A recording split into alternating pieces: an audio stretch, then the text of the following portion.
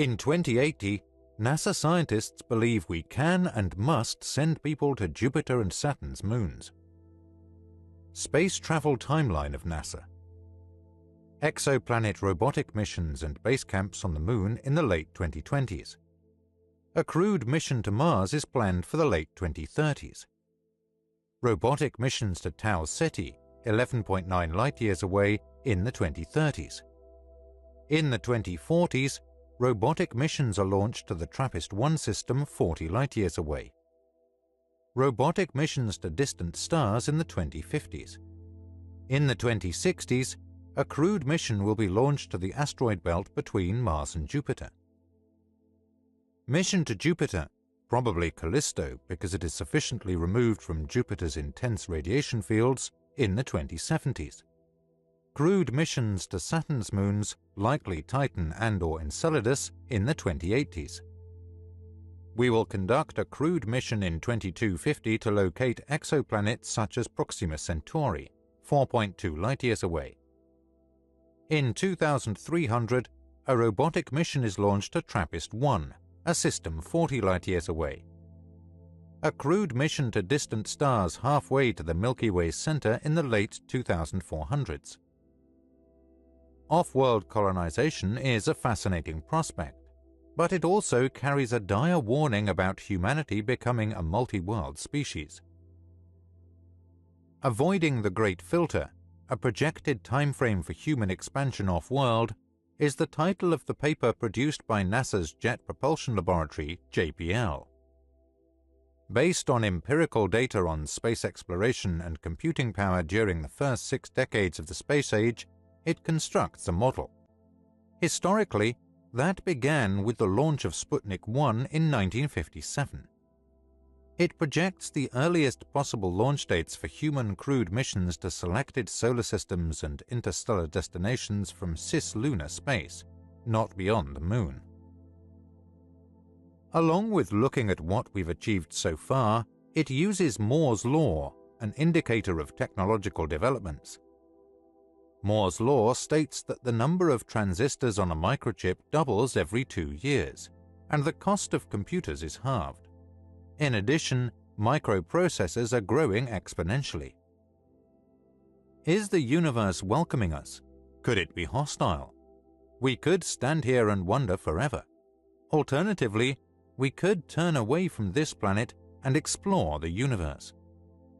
Do we have the courage to see it through? Would we run home or would we stay? It's only a matter of time before we find out.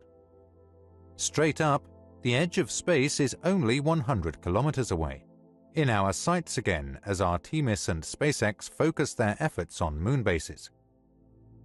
There are just over 400,000 kilometers between the Earth and the Moon. Taking that giant leap is essential. According to NASA officials, astronauts are on course to live and work on the Moon by the decade's end. Artemis 1 is the first step to long-term deep space exploration, says the head of Orion's lunar program. Before 2030, humans could live in habitats on the Moon and operate rovers to support their activities.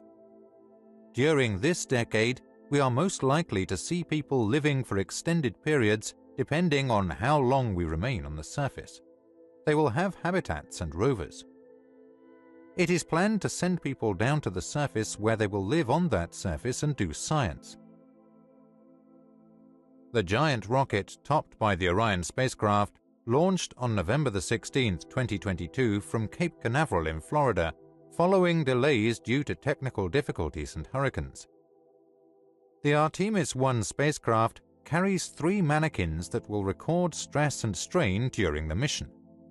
As of now, the rocket is about 83,000 miles, 134,000 kilometers from the Moon. This is the first step towards long-term deep space exploration for the United States and the world. Human spaceflight and deep space exploration are part of NASA's history on this particular day, but it is also part of the history of everyone who is a fan of human spaceflight and deep space exploration. After flying within 60 miles of the Moon, the spacecraft will continue for 40,000 miles before swinging back around and splashing down in the Pacific Ocean on December the 11th. During the 25-day mission, the spacecraft is expected to travel 1.3 million miles, the most significant distance ever flown by a spacecraft built for humans. Upon re-entering Earth's atmosphere, the spacecraft will travel at about 25,000 miles per hour, causing its heat shield to reach approximately 2,800 degrees centigrade, 5,000 degrees Fahrenheit. A splashdown is expected off San Diego's coast.